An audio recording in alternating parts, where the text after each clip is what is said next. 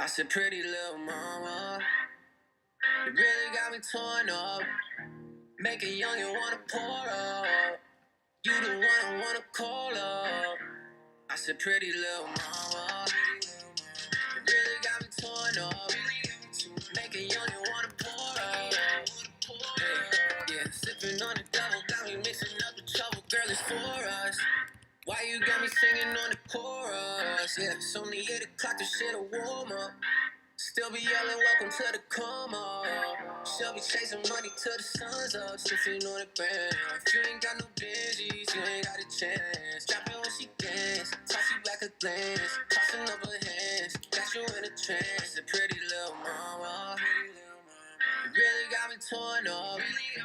Make a young and wanna pour up. You the one I wanna call up. Aqui depende, tem que começar um pouco antes, porque depois tem que fazer muita coisa aqui para poder apertar lá.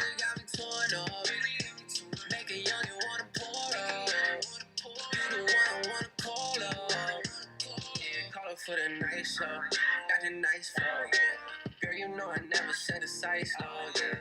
We don't need a plan, we'll see what life goes, yeah. We've been catching feelings, hard to fight those, yeah. Hey, I remember when I could not do like any wrong. Yelling fuck the people that won't let you on. Yelling fuck the bitches that'll let you on. You said, boy, you deserve a better one. Demons coming at me, but I never run. Pressure on my shoulders and it weigh a ton. In my heart of hearts, I think it's you're the one. Till that day comes, it's a pretty little mama. You really got me torn up. Make a young and wanna pour up. You the one I wanna call up. I said, pretty little mama. Aí já fica ligado que tá no. You really got me torn up. Make a young and wanna pour up. You the one I wanna call up.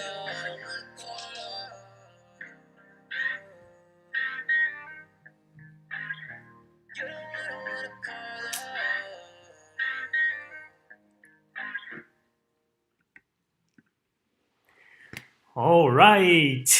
Hey guys, we are Freddy and Andressa, and this is your Methodology Mondays. Welcome back for one more live video. Welcome back, guys. We hope you had a great start of the week today. And we are here today to share with you guys 5 tips for you to create your training log. Today's going to be nice. It's something that is going to help a lot in your training and something that you can check out after a while. And then you may see that your trainings, how your trainings have been effective. So you can track your progress and you can also organize better your training. So it doesn't matter if you are learning or if you are already teaching. We are going to share these 5 tips that we use in our training method, so you guys can maybe have some guidance on that if you're looking for it. Okay? So we are gonna start, guys. Just one disclaimer before we start. It's the first time we are multi-streaming. Yeah. So we are both live on YouTube and on Facebook. So if you catch me looking to different places, we have different cameras around. Now we are like in a real studio with many screens around here. So we are looking at YouTube right now, looking at Facebook right now, looking at the computer right now, in the other program right now. And so you got it, right? So if you catch our eyes lost, that's why. Right? So, hi for everyone in the Zouk Methodology by FNA Facebook group. It's the first time we are going live straight to the group. So if you're watching, hello, and hi for our YouTube follows as well. So let's get started. Yeah. Without further ado. Let's do this, because one thing before we get to the real content is that a lot of people, many times they ask us, and sometimes couples, they are training together, or like couples, I mean by like partners, or sometimes in real relationship, but they are training together, and then many times they ask like, we've been training, but we are kind of lost. We don't know what to do exactly. Sometimes we spend sometimes 2 hours, 3 hours doing things, and then we don't really know what we should be doing. And then it ends up being a feeling of they just wasted that time. So then it's something that we thought like, okay, maybe that's the thing that we could help everyone out to, sharing a little bit of some important tips when you go to train. So being a teacher or just a dancer, some things that you can take into consideration to help you out, and especially after some time, you can see the progress. So guys, tip number 1 for you guys. Start defining your goals and your needs and your difficulties. So the first thing that you're gonna do is like an assessment of your dance and define what you want to improve. What is your goal? So what exactly is it that you want to train? And try to define priorities within this little list. Try not to make a very long list, guys, otherwise you lose track. You know, you look too much ahead and you get demotivated because you see like, oh my god, I have 100 things to improve, and then you like, okay, it's gonna take me years, and then you start to get anxious, and then you don't know where to start. So try to make a list that is not like super long, things that you can divide in a reasonable amount of time, let's say, right? Because we all only have like that many hours. So this is very common to happen. It happens with us as well. We get sometimes in a point in our dancing that we think that we have 100 things to work on, and it gives that feeling of anxiety, right? So we have to sit down, narrow it down to things that are okay. This is gonna be easier for me to work on right now. So make a list and define the priorities in this list by number. Okay, so for me to improve on that, I have to improve on this first. Yeah. So then you're gonna define the priorities according to your development and where what you want to achieve. So where you wanna go. Yeah, it's important to put this priority because if you just put things randomly and you don't put like, okay, this is more important than this because this comes first, then you end up training in a kind of a wrong order, so that you improve something that is far ahead, but you never get to execute that because there are a lot of steps before, and then those steps before, they are not working well. So you have a hard time to get to the point where you can use what you trained, you know. So this is important that you have this priority, and then as Andressa said, like, be reasonable, also understand your limits. And then you get to work on those limits. So then you progress little by little. It's like a muscle. You are going to the gym to work out to make that muscle grow. So it's the same thing. You're going to train to work out those needs to make them get better. Okay, so be patient to yourself as well. That's the first thing, because anxiety leads to frustration. Exactly. Okay? So guys, you're gonna get that little to medium list of yours. You're gonna define the priorities by number. So priority number 1, 2, 3. Then you're gonna further divide this in what you can achieve in a short-term, mid-term, and long-term period. For example, what do I mean? If you want to improve your musicality, it's gonna take a little longer if you than if you want just to improve something that is a little bit more mechanical.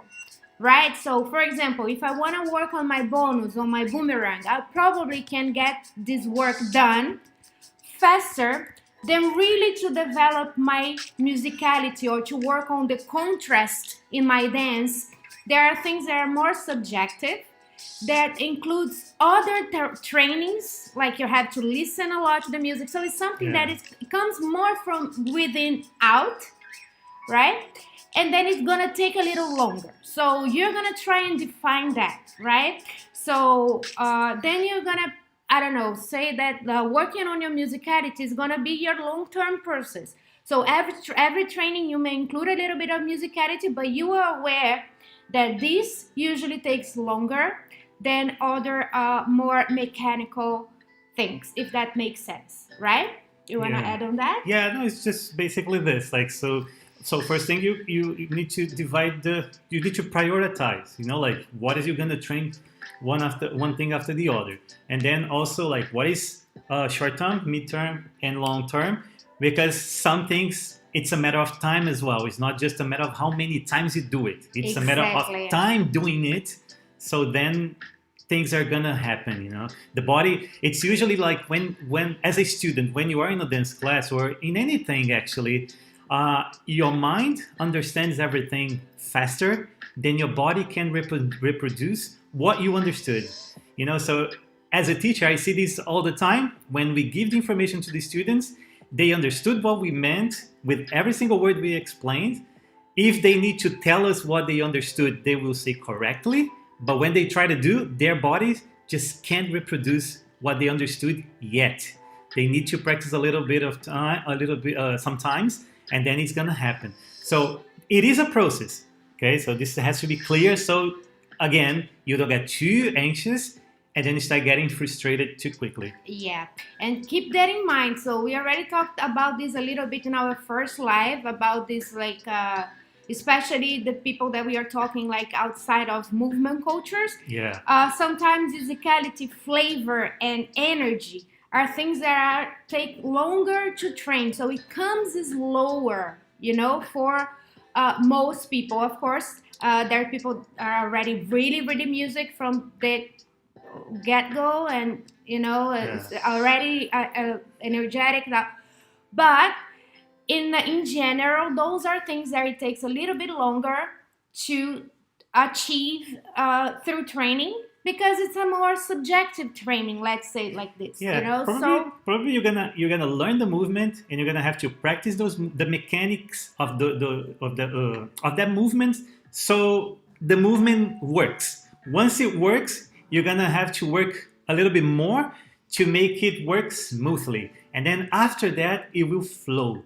Then after the movement is flowing, everything is going, then you're gonna start minding about dancing that movement instead of only executing the movement, because the movement works, it's good, but it's not everything, because the movement has to work, but it also has to be danced. Then it comes your flavor, your styling, your way of interpret the music with that movement.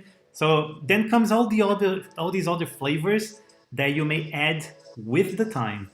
Yeah, guys. So let's go. Let us know if you guys have anything, any questions also in the comments, right? So we can also have a conversation here about that. So if you have any questions about training log, anything like this, so you guys can let us know, right? So tip number 2. Let's go.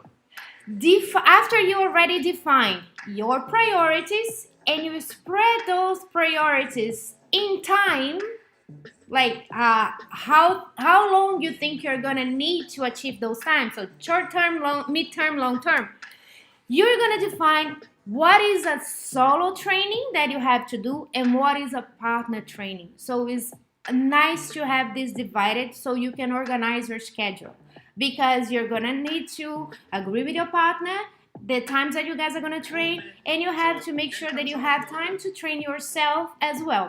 So this is important too. From those lists of priorities, what do I have to train with my partner? What is that I have to train by myself?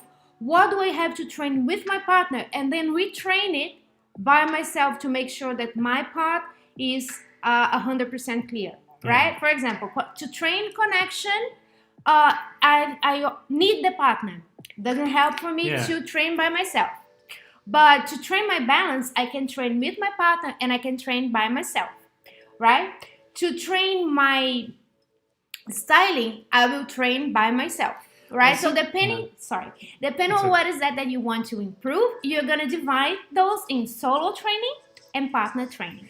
But it's again, like now during quarantine and all this crazy period that we are living, there are a lot of people that have no partner and they are just by themselves and they don't have a chance to get someone to dance with.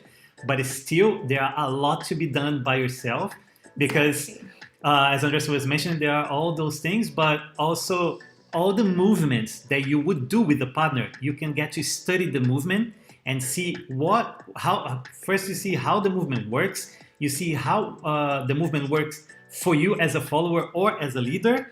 Then you see everything that has to happen with you, like what is your share in this movement to make it work 100% good. And then you can see also, and then also give some analysis to what is the other 50% that should come from the other person to make the perfect match with your 50%. So then you have a full understanding of this movement, and then you can see how everything's gonna work when you have a chance to work with a partner again.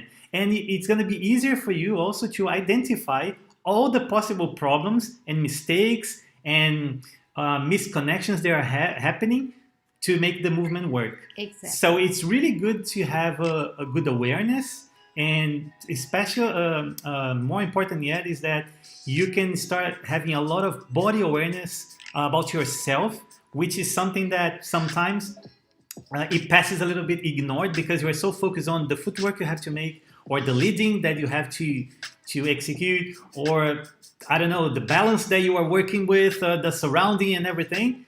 And then your body awareness is kind of like just going the automatic. So with this practice, you can fully focus on these things, you know. So, Anna, hi, hey. So you need to find a partner first. But before that, you can take Freddy's tips. Yeah, well. And make all those things that you can train by yourself. We see that you do a lot of training. You keep us updated on your training through the internet as well.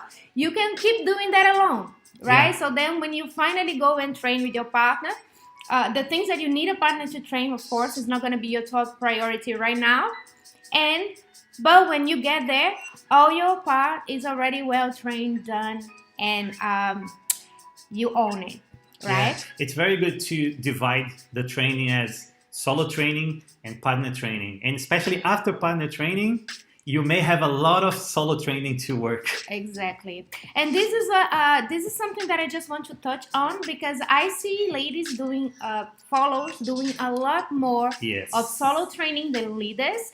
So leaders, way more, not a little bit more. Way more. Get up from that couch, right, and do some solo training as well. It's very important. You guys not only know how to lead, because I see that the leaders are very, very, very worried about knowing how to lead. This is a good thing, but you also have to make sure that you are dancing, that you're moving, especially like the method that we use, me and Freddy. We use a lot of visual leading, a lot of body leading. So if you don't have awareness on how to move your body, you probably are not going to be such an effective leader as you could if you would like move your body quite a lot, quite a bit more, you know? Yeah, it's always like this. If you can use your hands, well, it's something, let me put it like this. Our bodies, our mind, everything is programmed to make less effort possible, right? Which is a good thing, but sometimes it's a tricky thing, because if you can use your hands, why are you going to use your entire body, right? So you have to move something, you push like this with the hand, it's done. Why are you going to do a lot of things with the body, plus the hand in a synchronized way to show some information that you want? So it's just like you do like this, that's it. But the result of this is that you end up being a leader that you lead, and sometimes you lead really well, you lead clearly, but you don't dance. You just lead. You know, you're just a leader that leads the follower, but you're not really dancing with the follower. And the follower, she is dancing a lot and doing all this stuff, but you're basically leading only. So then it's good that you start minding about these things and work solo, work on your things, see everything you are doing, because the more you use body leading, you use a little bit of visual leading, you don't rely so much on the arms and the frame and the hand, and it gets way more comfortable, lighter leading, precise leading, all this stuff add up, you know. So leaders, go solo training as well, right?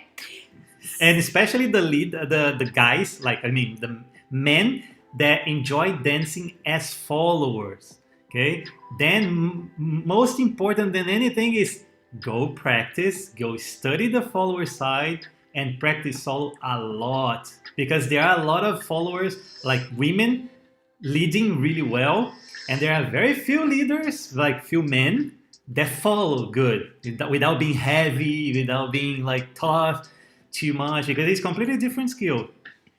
Yeah, guys, especially if you're teaching, right? Yeah. It's even if you teach with a partner, it's very important that you cross-train your roles, right? This is not exactly part of the dancing law. Yeah, it's just like But an extra tip. An extra parenthesis. If you are teaching, cross-train your roles as if that was your role, right? Because it's not because you know how to follow that you're going to know how the leader parts work 100%. It's not because you know how to lead that you're going to understand how the follow side works 100%. So make sure you cross-train, right? Especially if you are an instructor, right? We have to be able to get in the class and teach equally both sides, right? You never know when your partner going to have an injury, you're going to be having to teach by yourself, or for feels example, bad at the moment of the class. Exactly. Right? So this is just an extra bonus tip right there in the middle. So cross-train your roles. So tip number 3, right? This is something that I really like to do. And guys, all those things is good that you have written down, right? Write it down. Don't have just sitting in your mind, okay? So divide your trainings in between creative training, so those trainings where you're going to create movement. So I want to create something new, so it's a movement where I want to create something, right? We will explore possibilities. It works a little bit like a lab. Okay, it's a lab training. So creative training, improvement training, so you're gonna work on things that are not working 100%. So I want to improve my spins, I want to spin for longer, I want to spin faster. So those are improvement trainings, right? Things that you already do, you want to improve. I want to have smoother transitions. I want to lose my balance less often. I want to be lighter on my leading. Those are improvement trainings. When you make improvement trainings, it can happen that something goes a little bit off, and then you see a new possibility, but then you need to resist the desire of going there. Otherwise it becomes a creative training, because then you start exploring new possibilities and you get off the focus of that training. What to do when this happens, right? You have an inspiration in the middle of a improvement training. You can write it down, the idea that you had. Take notes, right? Oh, from this movement I thought that we could go in this direction, and then you're gonna bring back that idea in a creative training, right? Or you can even quickly record what you were thinking and leave it, right? Don't go deep, don't dive deep into the idea, otherwise you're gonna compromise the improvement training, you're gonna lose focus. Exactly, right? So the training is not gonna be as effective. So of course you're gonna listen to your inspiration, we never know when it's going to come, but take notes, right? And quickly record, and then go back to the track, okay? And the maintenance training. What do we call the maintenance training? The maintenance training is what you can call practice, right? You're just gonna dance and dance and dance and practice whatever you guys were working on. Because when you are in the improvement training, the practice is a little bit stressful. You are not really letting go. You're still focusing a lot in the things that you are improving, in the details and the techniques. So reserve some time. It can be in the same day, it can be another day, to make sure to just do it, a little bit in a more relaxed way. So you're gonna really bring the dancing into it, right? I usually say that the improvement training, it's when you have your thinking mode on, because you are really thinking about everything you are doing. You are going through the movement, and then if you have to, you're gonna stop and I'm struggling with this moment here. I never get to the position that it's comfortable for me to manage what comes next. Then it's like you try to do it again, but you're gonna dance kind of thinking all the time, because it's something that you are working on, which is totally fine for that kind of training. So it's thinking mode on. Thinking mode on compromises the fluidity of the dance. Okay, but that's the purpose now, because you want to have deep understanding, awareness, everything about the movement and the processes step by step of that movement, or those movements, or whatever you are training. And The other training, it's more like the maintenance. It's when you turn off the thinking mode and then you just let go. You let go completely. So you are with dancing mode on. Like dancing mode on turns off the thinking mode, then things go. Because it's the moment that you need to try to do everything you thought a lot while training without thinking. It's the moment that you need to try to have everything that you work coming naturally from the body. So it's just flowing. You are not thinking so much to do, because then it becomes more natural. And then again, as social dance, it's about improvising all the time. You need to get the fluency of this. You need to be fluent in the same way in the language. You need to be fluent in this process of bringing the information from the body, from your mind, like in a completely organic way, that you're not like processing every single information that is coming. Yeah. So, guys, what happens then if in a maintenance training, so in a practice, let's say, you start to notice things that you have to work on. So at that particular day, things are not working very well with your lateral, let's say. So, okay, I'm feeling that I have to work on my lateral. Again, you're going to take notes about the things that didn't work right that particular day and that you feel that you need to improve, and then you're going to bring it back in your next improvement training. Otherwise, you're going to stop. Yeah. Your guys are going to discuss that. Your guys are going to try to fix it. And then it became an improvement training, and you took out the practice side, right? So take note, and then take it to the improvement training. So the maintenance training or the practice, they are great for to work on your connection, your musicality, your improvisation. You're still going to be working, right? Because it is a training. You're not going to just be dancing as you were dancing in a party. But you're not going to be so focused on the technicality of the movements, right? Because you want the dance to flow. You're working on flow. You're working on improvisation. You're working on being one with your partner.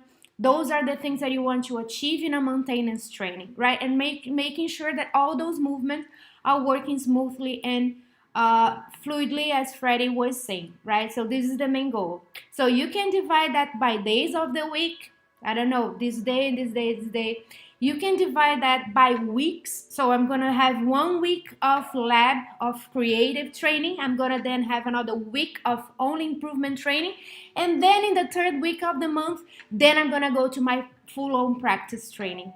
Right? You can divide it like this. This is going to be up to you and your partner. It varies, right? Because people, like some people, they have access to each other like every day. Some others, to find their partners, they have to wait a week. They need to go to another state, another city. Exactly. So it really varies. So you see like your needs and then you plan accordingly. Yeah.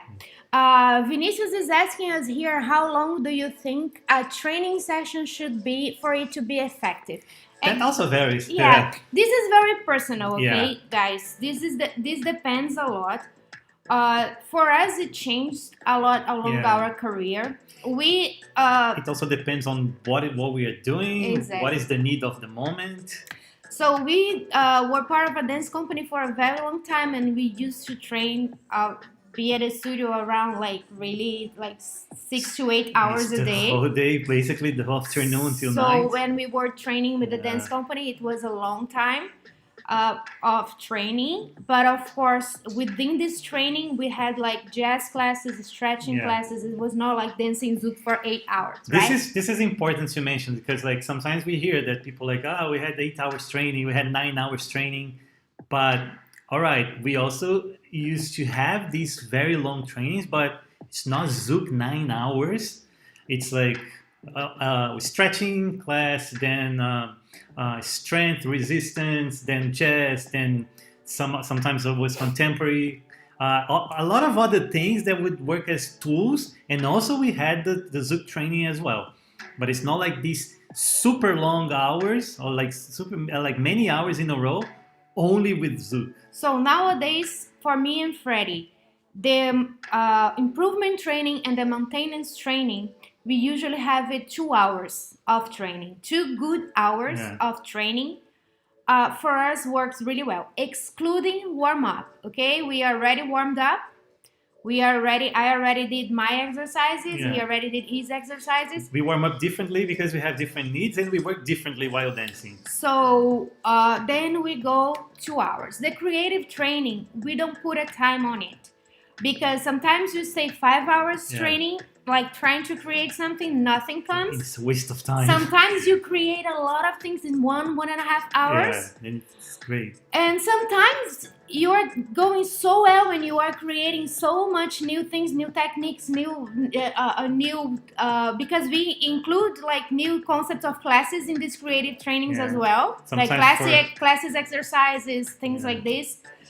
So sometimes it's going so well that we say like for 5 hours and we see we were creating for 5 hours. So the creative part, as it's something that is more like natural, that it has to come from inside, we don't put a time frame on it. Yeah. The other parts that are more physical, for us, it works well like with 2 hours. But have in mind that when we arrive to the training, we already worked a lot with the business side of the company, and we usually have classes afterwards. Yeah. So we try and make sure that we have a good 2-hour period. And there was workout at the gym. Yeah. Before, so we need to kind of balance so we are not like completely destroyed at the end of the day, and then we still have classes to run. So we are gonna see also according to your ability of concentrate, like because sometimes some people after 1.5 hours they are not being able to retain any more information in their minds or in their bodies.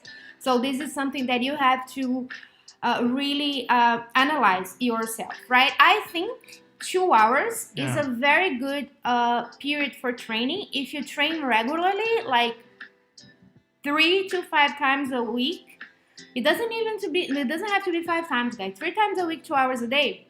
It's already a good start, right? It's already a good start. You can get a lot done if you are well organized and you know what you want to train. You can have creative improvement and also maintenance. You can have one each day. See? You can have all of them. So this is already a good way of dividing, let's say, your week. One thing that we don't advise, that we see that this is the way that most people train, that they go on YouTube, they watch a video, they see a very nice movement, and then they decide that they want to train that movement. And then that's how they organize their trainings. Yeah, sometimes it's exactly like that. Yeah. But this is something that we don't advise. Of course, that you can bring that to the improvement training. If that movement matches your level, then you say, okay, today we're going to improve this movement here or there. But it doesn't really mean that it's organized. You see? So unless this movement matches very well with that list of needs and priorities that you guys have. So I think that the key thing to know like how much time you need to train is that first thing you take into consideration is that the quality is more important than the quantity, right? So if you have 1 hour, and the quality of this 1 hour of training was excellent, everything was good, you guys felt like, yeah, we progressed so much. And then you're kind of like, I'm even tired a little bit, but we just trained 1 hour, so maybe we should train 1 more hour. Maybe not. If you did a lot already in this 1 hour, you're fully satisfied with the result and everything. Keep that good feeling. Keep that. It's a motivational feeling, also for the next training. So keep it. Give it to yourself as well. Otherwise you train 1 more hour, then it's not as good as before, and then you end up like, now we started good the training, but then it was like bad, but actually it wasn't bad. It was good for the first 1 hour. You could stop right there, but maybe you can take 3 hours. Everything is going good. It's still good. And you are like, okay, we are training already 3 hours. It passed so fast because everything was flowing so good. Good, thumbs up. So the thing is that listen to your body, because you're going to repeat a lot of things. The followers are going to do a lot of bendings, a lot of head movements. You guys also need to make a lot of supports and things, all the exercising of grounding, and listen to your body so you don't get to the limit of being tired and push it more, and then you may need to skip other trainings because you're feeling pain or you're injured or something. Okay, so take those things into consideration. Yes. So guys, tip number 4, take notes and film your practice. So take notes of everything that comes up. We already mentioned some situations. We've been already saying for you guys to take notes and film along the session, but this is very important, okay? So during your practice, you already did this step by step. So during every training, you're gonna write down what it is that you're having more difficulties with, what it is that you want to add to your list that just came up, what it is that the idea that you have but you didn't have time to put it in practice. You're gonna write it down. You're gonna film your practice to maybe do this assessment later if you didn't have time to do in the in the practice itself, right? In the training itself. So taking notes and filming is very, very important. Yeah, after you finish your training, you can always make a summary of your training log, like saying, okay, today we trained this thing, and then I felt a good improvement in my balance or in my turns or something like this, or in my grounding, or like the way I support, or whatever it is. But I'm also feeling a little bit like unstable in the moment of in this transition or in this thing, in that thing. So it's something to work on solo, for example. Then you can work on this on your awareness while solo, and the next time you try to improve that. What you can do also is another mini log that you're gonna have it done. You can do in your computer or anything like this, that you can put the categories of things that you can write down. For example, you can have the key points. So what are the key points of this or that movement? Right? The key points is to keep the core tight and the pelvis in place. Those are the key points, for example, for a good spin. It helps in the awareness. So you write down like key points, function. For example, we were working on the bonus today. What is the main function of the bonus? To travel the follow from one side to the other. Okay, so you're gonna have written down what is the function of the movement. So you're gonna be able to achieve it easier because it's clear, it's written down. So the main concepts that involve that movement, right? So which are the main concepts involving the balão apagado? So is the circular rotation like in the peão? Is the head movement? The tilt. So those are the main concepts, right? So you're gonna also have those written down so you can assess it better later. And then your personal notes, like that's what Freddy was saying. Yeah.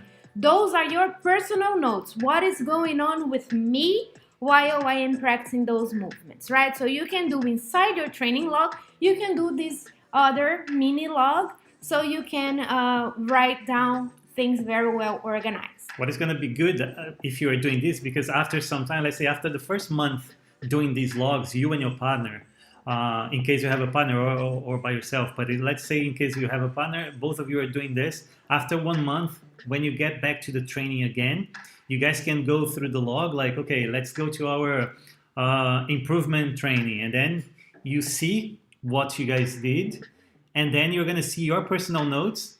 Your partner is gonna see his personal notes, and you guys will see the different needs. Sometimes it can match that it's the same need in the same moment, and sometimes in a completely different moment. And then you guys can see to work together to try to match those things, So it's something nice to see. And then maybe because you had the maintenance training and you practice those things like through the month, like through the week, when you guys come back to the training, you can see the notes and it's like, oh, this is working good already. Like I don't need to worry about. Then you just risk that thing. And then like, okay, yeah, I used to have this problem. Why? It's so easy now. Then you risk it. See, like, then you can see also like what is being improved, what is being, progressed from training to training. So let's go to the last. Yeah, just before this, the filming part, guys, it's extremely good too. Okay, we always hear many times people feeling like, oh, I trained myself the first time yesterday in the training. When I look at the video, oh my god. Then they feel bad because they don't like the way they look in the video or anything, which is normal. Okay, it's perfectly normal. Everybody goes through this feeling. But it's important that you film and you see yourself. Of course, if you're a teacher, if you are already giving class, you may be used to it. It doesn't mean that you already accept that you look okay, because maybe you still criticize yourself a lot, but you are used to it. You know, like, but if you're a student, if you're just training and then you see yourself, maybe you like what you see, but maybe you don't. So it's good to deal with this feeling too, so you get used to it, and then it doesn't become something that like, oh no, it's not for me, or I look terrible when I do this, and then you give up doing the movement because you think that you don't look good, while others think that it's amazing. Yeah. So guys, tip number 5. So our last tip for today for you guys. Find a mentor, a teacher in or class that matches your needs. So you already assessed your dance, you already saw what you want to improve, right? So you're gonna go ahead and try and find an instructor or a couple of instructors or a class, online class, or online training because of the time that we're living right now, or a teacher in your city or someone that you think is suitable to work on your needs, okay, on the things that you want to work on. One thing that we have to have in mind is that not always the dancer or the couple that you admire the most dancing will be the best one to work on your needs as a dancer, right? Because those are different skills. Yeah, right? Completely different. So also sometimes what you need to work on are not their strong suit and our other couple strong suit, even though you don't identify as much as with the way they dance, right? So we have to keep that in mind so you can get a better buck for your money. You can get more out of your money, what you're gonna pay for this instructor, right? So you really have to match expectations. So what they wanna, what they can help you with, and what is that you really need.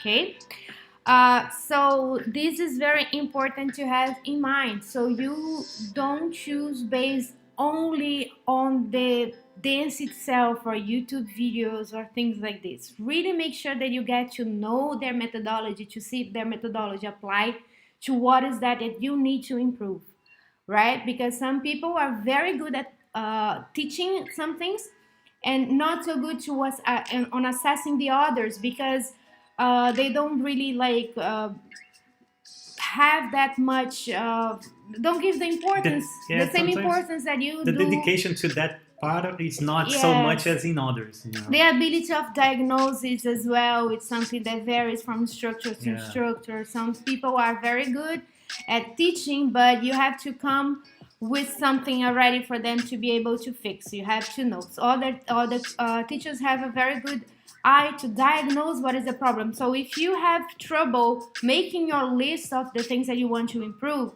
sometimes you need to look for an instructor that is going to be really good in diagnosing and making the assessment of what it is that you need to improve, and help you even to make that list. And the language, the language I mean is like the type of language that those teachers use to explain things to you, you know, like as we mentioned in our first live, like if you come from a non-movement culture, you may understand things differently than if you come from a movement culture. So there are ways to transfer the message or the knowledge to these different crowds. Like for some people, it's a matter of like repeating and showing more, so they get it. For some others, it's a matter of breaking down a little bit more, giving some math, you know, like putting piece by piece some extra buttons in the middle so you can put the pieces together and then understand how things work. So it's really like, it's a completely different skill than just dancing. So it's something that you consider, and then you can see like what is the best for you, so you get the result you're looking for. So I have another bonus tip for you guys. We said 5 tips, but I have a bonus tip. That's a surprise. Let's see. What is this? Guys, just don't take for granted your tiny little progresses, because that's the secret to keep you motivated. That's maybe one of the main important tips, actually. So also take notes of the little things that you improve. Even if you think that it's like very little, that is almost insignificant, it's not, right? Make sure it's not. So write it down. Have it in mind. right? Keep it in mind, because that's what is going to keep you motivated. Because if you don't take notes, if you only get focused, because we talked a lot about things to improve, right? So we are focused on this training log, is almost all focused on things that you have to improve, that you have to work on, that you're going to develop. We cannot forget to make sure that we are also logging our progress. So the things that we already did, get right or get at least better, because that's what's going to keep us motivated to move forward and to keep training and to keep improving, right? So don't take for granted your progress, even if it's small. Yeah. I'm gonna just share one case. Like there are many cases that we already saw, like people taking for granted the small progresses. Like for example, if you are a follower and then you are training your spins on axis, right? So you first have a hard time to find your axis, like that you get comfortable that you find your axis and you stay there while you're spinning. Then you are able to do like two spins and then you fall from the axis. And then you train a little bit more, and then with a lot of hard work you make 3, and then you make 5, and then you end up being able to do 10, and then maybe even more than 10, and sometimes 20, and then as long as it goes, you stay there. And then you feel like, okay, I progressed because I could do 2, now I do like the time the leader wants. But then you still have to be prepared. It's like the leader is still like put you on axis, prepare you, manage, okay, you are on axis, so now we go, and then do it. And then you keep training, and then you do like maybe now 100 turns, 100 spin, and it's still like, yeah, but it's the same spin, it's the same spin. But remember, you used to do 2 and fall. And now you are training a little bit more. The leader doesn't even need to put you on axis and then make sure that you are balanced to go. The way you are dancing, he's managing you through some certain movement, and then suddenly he just puts you on axis, and you go there, and you stay as long as he goes. But you still think, it's the same spin. No, it's like you used to spin twice. Then you had to be prepared. You had to have a whole scenario proper for you to spin. Now, the way you come, you find your axis, you get to the spin, and you stay there. So these are small progresses that sometimes you don't feel because you're still making the same turn. You're not like turning tilted, you are not taking the foot, you are not doing something extra, but it's still with a lot of progress in that same turn, in that same spin. Okay, so really don't take for granted. So guys, those were the 5 tips for you guys to create your training log. So you can get this. Is almost a step by step. It is a step by step. Yeah. And you can turn this into a spreadsheet. You can turn this into how do you call those things that you do in the computer? PDF? What is it? Like a planilla. Well, an Excel sheet. Yeah, something like this. You know, I don't know how to do anything in computers, guys. So if you know, but mines are in my notebooks. Okay, I do on the paper, but you guys can do this very organized in the computer. You can have it written down like I do with my little notebooks, and you can do. You can use Google Sheets that's online. You can go there and then just. You can get a planner. You can do and make sure that you go through these 1 to 5 steps and organize your training. And we really hope that those tips are gonna be helpful for you to make your training more effective and reach your goals faster and with more quality. And if you apply those tips, and then after a while when you get some results or whatever you feel like with this, let us know, share with us, so we're going to be happy to know all your progress. And just some quick messages here. So if you are on our YouTube channel, like, thanks for being with us. And if you are not in our Facebook group yet, the Zouk Methodology by NFNA, you have the link in the description below, as well as the link for our group on Telegram, where we put additional audios and other tips and other things. And don't forget to subscribe to the channel, hit the like button so our video can reach more people, and also on Facebook. This is our first time streaming here. I see that some people come through the Facebook as well. If you want to make sure you also get some other things through our YouTube, just make sure you get there also and subscribe to our channel so you get the notification, especially because it It gives you a notification every time 30 minutes before the live starts. Okay? So guys, we would love to know your thoughts on this topic. Let us know if you found it helpful. If you found it helpful, you can share with your friends, and remember that you can always suggest the next topic for our Methodology Monday. So every Monday we are here to talk a little bit about methodology with you guys, and if there's anything that you want to know, if there's anything that you want us to talk about, just leave it down in the comments. All right, so we are wrapping up for today. And guys, stay safe, take care, and see you guys in the next Methodology Monday. Have a great week, guys. See you. See you. Bye-bye.